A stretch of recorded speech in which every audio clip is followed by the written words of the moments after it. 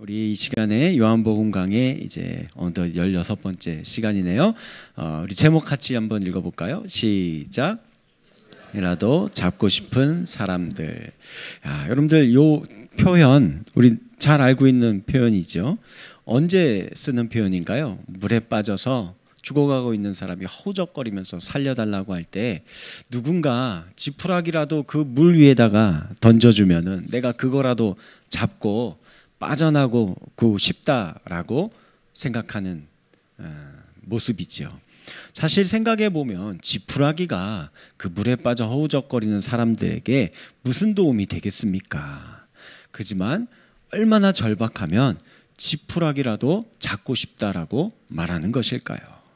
자, 오늘 본문에 보면 바로 그와 같은 한 사람이 등장하고 있어요.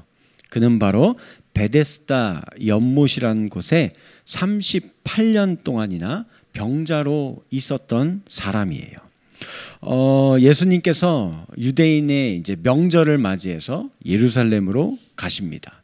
이때는 모든 유대인들이 다 가요. 외국에 있는 유대인들도 전부 다 이곳에 찾아오니까 정말 수많은 유대인들로 예루살렘이 가득 차게 되는 겁니다. 명절을 지키러 예수님도 가셨는데 예수님이 근데 가신 곳은요, 양문 곁에 있는 베데스다라는 연못이었습니다. 예루살렘에는 물이 없어요. 물이 귀한 곳입니다. 그래서 사진에도 보였듯이 이렇게 물을 저장할 수 있는 곳을 인공적으로 만들어 놓았습니다. 그래서 큰 저수지와 같은 곳이에요. 성전에서 사용될 물이 저곳에 있는 거고 깊이는 약 15m에 해당되는 아주 깊은 물웅도 저수지입니다. 주위에는 사진이 왔다 갔다 하네. 네, 저렇게 큰 기둥과 같은 행각이 5개가 있어요. 이 행각에는 각종 병자들이 수십 명씩 몰려들어서 살고 있는 겁니다. 왜냐하면 이 연못에 내려오는 전설이 있습니다. 전설의 고향 아니고요. 전설이 하나 있는데 이 연못에 가끔 천사가 내려온다라고 해요. 그래서 내려와서는 연못을 휘휘 저어요. 그러면 그때 물이 막 요동하고 움직일 거 아니겠습니까? 제일 먼저 그 물에 탁 뛰어드는 사람은 어떤 병이든지 다 낫게 된다 하는 전설이 있는 연못입니다. 말도 안 되는 소리죠. 터무니없는 말일 텐데도 불구하고 사람들이 정말 많이 모여 있어요. 왜요? 지푸라기라도 잡고 싶은 심정이기 때문입니다. 그와 같은 심정으로 이 행각에는 병자들, 많은 병자들, 맹인, 다리 저는 사람, 그리고 혈기 마른 사람, 그리고 이제 좀 전에 제가 말씀드렸던 38년 동안 병을 앓고 있던 병자도 거기 있었던 겁니다. 그런데 우리 성경 잘 보시면은요, 여러분들 이 사람의 이름이 뭔지 아세요? 아시는 분? 저 좀 알려줘요. 성경에는 안 나와요. 그러면 혹은 이 사람이 무슨 병을 38년 동안이나 앓았을까요? 이것도 안 나와요. 아는 분 있으면 저 좀 알려줘요. 이것도 성경에 그 내용이 없습니다. 이런 거 하나도 안 알려주고 그저 38년 동안 병자다, 요것만 알려주는 거예요. 의도가 있는 겁니다. 38년이라는 게 되게 길게 병치레 하셨구나, 힘드셨겠다, 그냥 이렇게만 하려고 했으면 굳이 38년 뭐 이렇게 합니까? 그냥 아주 긴 세월 뭐 이렇게 표현할 수도 있는 거잖아요. 의미가 있는 숫자예요. 신명기 2장 14절 말씀 보면 이런 말씀이 나와요. 같이 읽어볼까요? 시작. 가데스 바네아에서 떠나 세렛 시내를 건너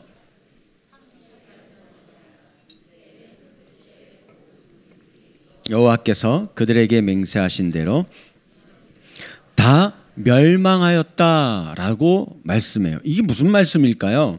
이스라엘 백성들이요, 가나안 땅 입성하기 전에 가데스 바네아에 모여서 야, 우리 정탐꾼 좀 한번 보내보자 해서 이제 정탐꾼을 보내는 거예요. 그때 이제 그 이야기인 거예요. 그때부터 이제 돌아갔죠. 그래서 다시 세렛게우를 건너기까지 광야에서 유린하고 방황하던 시절이 몇 년이라고요? 요게 38년입니다. 그러니까 그 전까지가 시내산에서 이제 광야 출애굽하고 율법 받고 요 가데스 바네아 오기 전까지가 2년이에요. 그러니까 깊이 그럼 몇십 년이에요? 40년인 거예요. 38년을 이렇게 이제 방황한 거예요. 자, 그러면 이제 질문이 이거예요. 왜 38년 동안 방황하게 되었을까요? 요 12명의 정탐꾼을 보냈는데 이들이 그 땅을 염탐하고 돌아와서는 하는 말이 하나님의 약속의 말씀, 그 땅을 주겠다 분명히 약속했는데 그걸 믿지 못하고 야, 우리 가나안 땅 들어가면 다 죽는다. 그 땅을 포기하려고 했고 하나님의 말씀을 불신하고 불순종했기 때문입니다. 그래서 성경은 하나님이 맹세하신 대로 이 하나님을 불신앙하고 불순종하여서 꿈과 희망을 포기한 이 군인들이 다 죽게 된 기간이 몇 년이에요? 요게 38년입니다. 이 38년은 그러므로 하나님의 말씀을 믿지 않았던 자들에게는 어떤 시간입니까? 살아는 있어요. 숨은 쉽니다. 먹는 건 먹어요. 38년 동안 광야를 이렇게 돌아다녀요. 그러나 실상은 죽어있는 자들이에요. 죽음의 시간이 째깍째깍 흘러가고만 있었던 시간입니다. 여러분들, 우리 살아있는 인생들에게 있어서 최고의 비극은 무엇이겠습니까? 뭐 여러 가지 어려운 사건들도 힘들지만 제일 무서운 거는 죽음이지요. 살려고 하는 모든 사람에게 제일 무서운 대적은 죽음입니다. 그런데 여러분들 그거 아십니까? 죽음보다 더 심각한 비극이 있어요. 그것은 바로 죽음이 우리에게 당도하기 전에, 죽음 전에 이미 죽어가고 있는 인생을 살아가는 겁니다. 하나님은 저와 여러분들에게 힘있고 멋진 인생, 하나님과 동행하는 인생, 즐거운 인생, 행복한 인생 살라라고 우리를 지어주셨는데 절망과 허무에 굴복하여서 그냥 하루하루 죽어가는 겁니다. 이거야말로 죽음보다 더 비참한 인생이라는 겁니다. 늘 꿈을 꾸며 비전을 향해 달려가는 삶을 살아가는데 어떠한 목적의식도 없이 하루하루를 그저 연명하며 사는 거예요. 뭐 쾌락을 즐기면서 살든 그냥 죽지 못해 살든 뭐 남들이 다 이렇게 사니까 살든 이런 식으로 그냥 죽음 전에 이미 죽어 있는 삶을 살고 있는 거다라고 말씀드리고 싶습니다. 하나님의 말씀을 믿지 못하여서 광야에서 38년간을 죽어간 이스라엘이 그러했듯이, 그리고 오늘 본문의 말씀에서 38년간을 이 병자로 살았으되 그러나 그는 이미 사는 게 아니고 죽어 있는 인생이었던 겁니다. 그래서 예수께서 그 누운 것을 보시고 라고 말씀하세요. 예수님이 보신 것은 그냥 단순히 누워있다가 아닌 거예요. 이미 그 삶을 포기했고 아무런 희망이 없고 좌절과 낙담하여 주저앉아 있는 모습, 예수님이 보기에는 이미 시체인 겁니다. 그 모습을 예수님이 보신 겁니다. 잘 돌아보시면 우리 주변에도 낙담하여 이렇게 죽어있는 인생, 누워있는 인생들이 참 많이 있는 것 같습니다. 입시 경쟁에 지쳐서 누워있는 우리 청소년들이 있어요. 취업 전쟁에 지쳐 누워있는 청년들도 있습니다. 매일 끊이지 않는 야근과 승진에 대한 압박으로 인하여서 지쳐 누워있는 우리 직장인분들이 계세요. 새벽부터 장을 봐가지고 와서는 늦은 밤까지 술손님들, 술 취한 손님들 상대하면서 비 맞춰가면서 그렇게 장사하느라 지쳐 누워있는 우리 자영업자분들 계시고요. 낮에는 직장 생활에, 밤에는 돌아와 가사와 아이 돌보며 애기 이렇게 토닥토닥 재우다가 자기도 그 옆에 지쳐 잠들어 누워있는 우리 젊은 엄마들도 있어요. 아무리 바쁘게 살아도 늘 다른 사람들은 왜 나보다 더 행복해 보이는지, 왜 나보다 더 빠르게 나아가는지, 왜 나보다 더 높은 곳에 있는지, 더 먼저 좋은 자리에, 성공의 자리에, 내가 가고 싶은 곳에, 그 부러운 자리에 잘 먹고 잘 살면서 그곳에 있는 것처럼 보이는 거예요. 그래서 왜 나도 열심히 살아왔는데 왜 나만 뒤처지는 걸까? 왜 나만 실패하는 것 같을까? 왜 나만 낙오자의 인생인 것처럼 이 비참한 기분 이건 뭐지? 하면서 그렇게 하루하루를 살아가는 겁니다. 언제부터인가 세상은 이런 살벌한 생존 경쟁이 지배하는 정글과도 같은 곳이 되어버린 거지요. 오직 승리하는 자에게만 영광의 트로피를 허락하고 와 잘했다 박수갈채를 보냅니다. 승리가 미덕이에요. 실패는 저주예요. 그건 뭐 더 언급할 필요가 없는 그런 시대가 되어버렸어요. 그래서 이제 이런 사실을 우리 현대인들은 태어나면서부터 이 공기로 피부로 느끼면서 체감하면서 살고 있기 때문에 요람에서 무덤에 이르기까지 절대로 뒤처지면 안 된다. 광란의 질주를 하면서 살아가는 게 오늘날 우리의 인생인 것 같아요. 베스트셀러 작가 스티븐 코비 씨가 있죠. 그분이 이런 이야기 한 적이 있어요. 삶의 성공과 행복은 속도로 대변되는 시계가 아니라 방향으로 대변되는 나침판이 되어야만 한다라고 이야기했는데, 그럼에도 불구하고 현대인들은 오직 남들보다 더 빠른 속도로 더 먼저 어디로 들어가기를 원하는 거예요? 베데스다 연못으로 내가 먼저 들어가야 한다 하고 꿈꾸며 달려가며 살고 있습니다. 가나안 땅에 염탐하러 갔던 12명의 정탐꾼들도 사실 마찬가지예요. 그들이 포기하고 절망해서 하나님 말씀을 버리고 광야로 다시 돌아가게 되었던 이유가 무엇입니까? 그들이 봤을 때 저들은 거인이에요. 자기들보다 커요. 힘이 세 보여요. 더 무서운 존재들로 보였다라는 겁니다. 그래서 그들과 비교해 봤을 때 나는 뭐예요? 메뚜기다. 우리 다 죽었다라고 생각했기 때문입니다. 전형적인 속물 사회의 특징입니다. 비교하고 구분하고 차별을 지어서 이게 위계 질서의 세상이 되어버린 겁니다. 그 안에서 살으라라고 하는 거예요. 그래서 우리는 늘 우리보다 잘난 사람들을 바라보면서 비교하면서 살 수밖에 없는 그런 세상의 구조와 틀 속에 우리가 갇혀 있다라는 거예요. 여러분들 보시면 카톡 안 하시는 분들이 있어요? 카톡 있죠. 카톡에 프로필 있고 인스타그램, 페이스북, 트위터 이런 것에 둘러싸인 세상이에요. 여기 보면 항상 뭘 봅니까? 우리 인싸들 막 잘 나가는 분들, 연예인 분들 막 이름만 대면 다 아는 그런 분들 보면 올려놓는 게 다 아름답고 비싸고 좋아 보이고 남들이 부러워할 만한 것들로 다 도배가 되어 있어요. 해외의 아름다운 여행지 사진 다 올라가 있고 최고급 호텔, 미슐랭 맛집, 고급 슈퍼카, 명품 옷과 가방, 고가의 몇 천만 원짜리 시계 이런 거 막 올라가 있죠. 아니면 그게 아니면 내가 1등한 거, 내가 상 받았던 거, 승리한 거, 내가 잘 나가고 있는 그런 모습들로 전부 도배되어 있어요. 그래서 우리는 알게 모르게 그런 거 보면서 막 부러워하면서 나보다 잘난 사람들의 이 홍보물을 보러 하면서 열등감을 느끼면서 살아가는 거예요.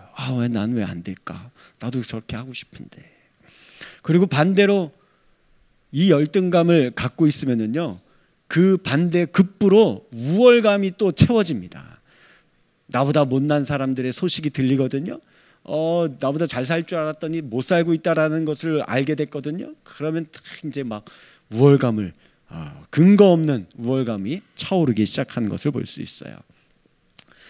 나보다 못난 사람을 향해서는 우월감을 갖고 나보다 잘난 사람을 향해서는 열등감을 가지며 하루에도 이게 몇 번씩 이렇게 올라갔다가 바닥으로 뚝 떨어졌다가 다시 올라갔다가 뚝 떨어졌다, 이런 우월감과 열등감의 롤러코스터를 타면서 살아가는 게 우리 인생이에요. 그러니 현대인들이 이게 온전한 정신과 마음으로 살 수 있을 거라고 생각하십니까? 전부 정신병에 걸려 있는 거예요. 전부 마음의 상처와 우울감을 갖고 살아가는 겁니다. 매일같이 하루도 안 빠지고 롤러코스터를 타는데 어떻게 우리가 온전한 정신으로 살아갈 수 있겠습니까? 그런 여러분들이 이 세상에 나아가서 그러고 살고 있으니 언제 터질지 모르는 시한폭탄이에요. 그래서 가끔 보면 그런 기사들이 있잖아요. 막 불 지르고, 엊그제에도 그런 기사가 났더라고요. 지하철 5호선에 누가 막 와서 방화하고 불 지르고 묻지마 살인하고 폭행하고, 왜 이유가 없어요. 그렇게 그 마음과 영혼이, 정신 상태가 그렇게 되어버렸기 때문에 그렇습니다. 더 큰 문제는 무엇인지 아십니까? 이런 우리에게 어느 날 어느 곳에 예수님이 찾아오실 수 있어요. 그리고 우리에게 이렇게 말씀하시는 겁니다. 내가 낫고자 하느냐. 그럼 우리 뭐라고 대답할까요? 네, 주님, 제가 낫기를 원합니다. 제발 이 모습에서 좀 나를 해방시켜 주세요. 얼마나 기다렸는지 모릅니다. 우리가 이렇게 대답해야 되잖아요. 이렇게 대답할까요? 아니에요. 뭐라고 대답할까요? 우리의 혼미한 영혼과 마음은 이걸 놓칩니다. 그리고 이렇게 말해요. 7절 말씀. 주님, 물이 움직일 때 나를 들어서 못에다가 넣어주는 사람이 없습니다. 심지어는 내가 막 온 힘을 다해 기어서 가는 동안에 남들이 나보다 먼저 못에 들어갑니다. 뭐라고 얘기하는 걸까요? 도와주는 사람이 없기 때문에, 내 환경이 이래서, 내 상황이 이래서 이런 탓을 하면서 내가 그래서 낫지를 못한다라고 이야기를 하는 거예요. 나보다 힘센 사람들이 더 많기 때문에 내가 내 인생 더 나아질 수 없다라고 이야기합니다. 경쟁에서 낙오된 사람은 이런 무기력감과 절망 가운데 원망하면서 살아가느라 예수님이 나에게 찾아오시는 요 기회도 놓치고 있는 거예요. 잘하고 있는 사람들도요, 사실 그들도 마찬가지예요. 1등인 사람들, 막 위에 있는 사람들, 그 사람들도 언제 그 자리에서 밀려서 내가 쫓겨날지, 떨어질지 모르는 이 불안감, 미래에 대한 불투명이 있기 때문에 자기 힘으로는 이거 아무것도 내가 변화시킬 수 없다라는 무력감에 시달리면서 살아갑니다. 그래서 늘어나는 거는 뭐만 늘어날까요? 원망만 늘어나죠. 아내에 대해서, 남편에 대해서, 부모님에 대해서. 내 마음은 그게 아닌데 막 독한 말을 내뱉고 쏘아붙이는 거죠. 사회에 대해서도 원망하면서 술이나 마시자 하는 술 권하는 사회가 되는 겁니다. 그게 아니면 뭘까요? 우리 잘하는 거 있잖아요. 무력하게 방바닥에 누워서 핸드폰에 뭘 켜요? 유튜브를 켜고 이 유튜브의 알고리즘이 나를 인도하시는 그 길을 따라서 초점 없는 눈동자를 가지고 1시간이고 2시간이고 방바닥에서 그것만 하고 있는 거예요. 그러다가 뭔가 꺼리가 생기면 야, 대통령이 저래서 되겠느냐, 야, 국회의원이 저래서 되겠느냐, 부자들이 이 나라 다 망쳐놓고 있다, 노동자들이 저거 데모해서 이 나라가 이 꼴이다, 기업인들이 경영을 잘못해서 그런다, 목사들부터가 저게 잘못이다 하면서 마음은 피폐해져 가면서 남탓하고 원망하고 인심은 점점 사나워져 가고 사나운 막 으르렁거리는 짐승들이 되어가는 겁니다. 그런데 더욱 비참한 것은 뭔지 아십니까? 38년 된 병자나 오늘 이렇게 저와 여러분들 속물 사회를 살아가고 있는 현대인들이나 이렇게 막 열심히 쫓아가고 경쟁하고 달려가고 있는 게 신기루라는 거예요. 쓸모없는 것에, 신기루와 같은 것에 욕심을 내며 허망한 경쟁을 하고 있다라는 겁니다.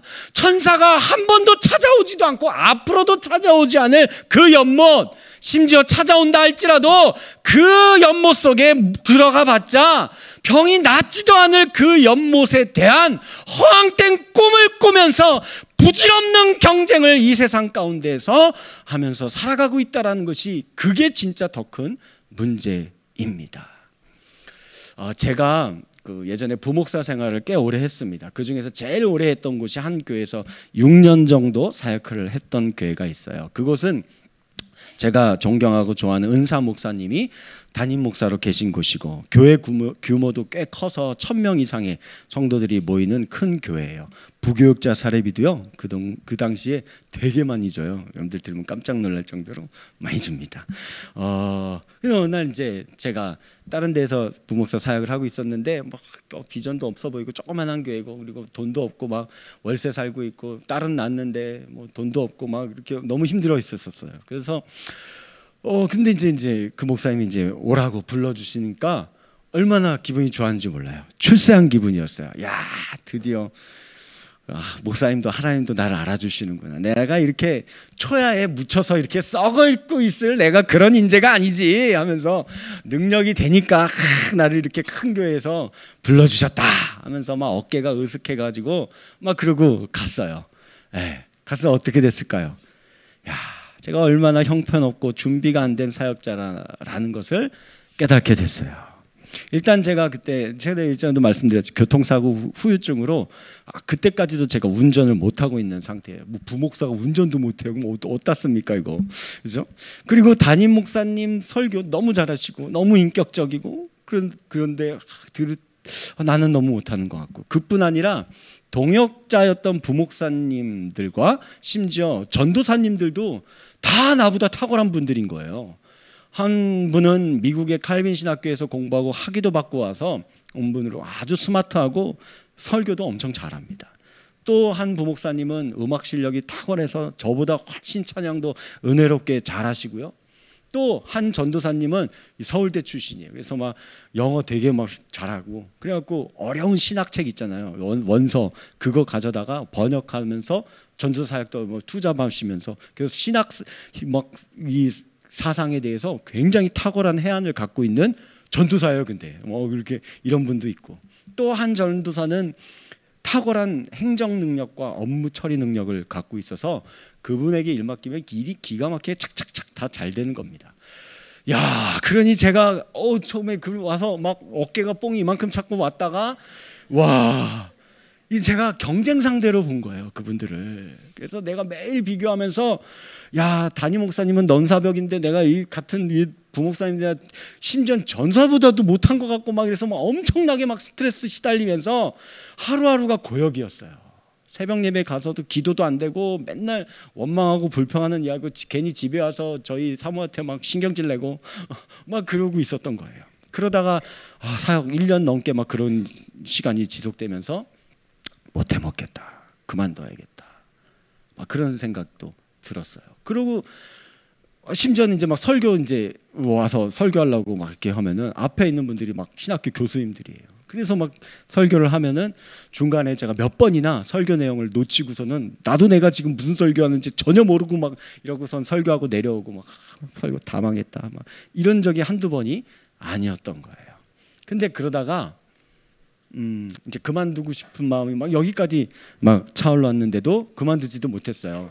왜냐면 그때 당시에 돈이 수중에 몇백만 원밖에 없거든요. 이걸 얻고 어디 가서 월세도 못 얻잖아요. 그래갖고 그만두지는 못하고 사택 줘서 이제 그렇게 잘 살고 있고 있으니까 금요철에 예배였던 것 같아요. 제가 설교한 차례 설교를 했는데 그때도 또 엉망진창이에요. 내가 무슨 설교를 하고 내려왔는지 나도 모르겠는 거예요.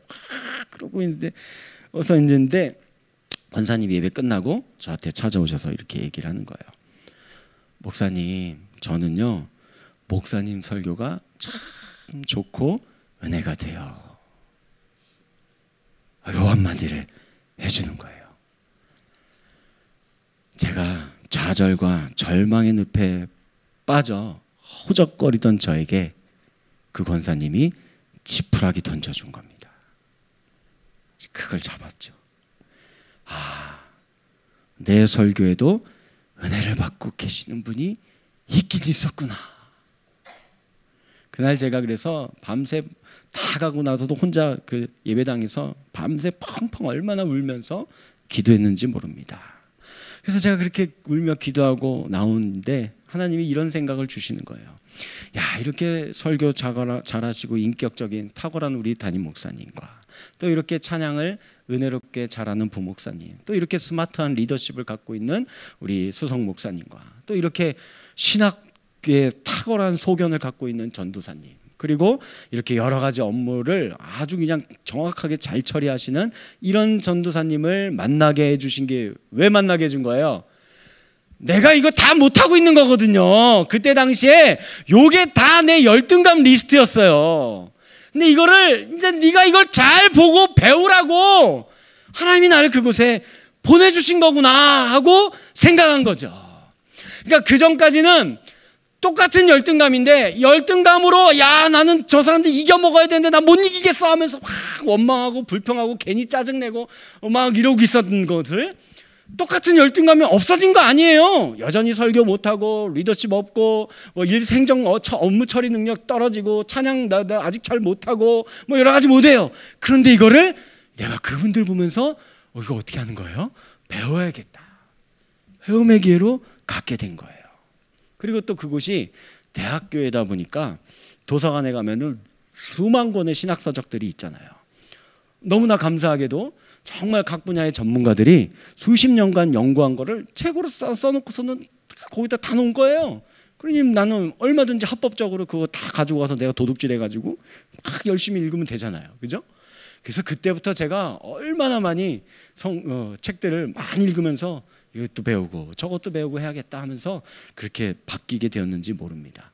내 부족한 부분들이 열등감이 오히려 장점이 되고 내 부족한 부분들이 채워져 가기 시작한 겁니다. 물론 제가 아직도 부족하고 배워야 할 게 참 많아요.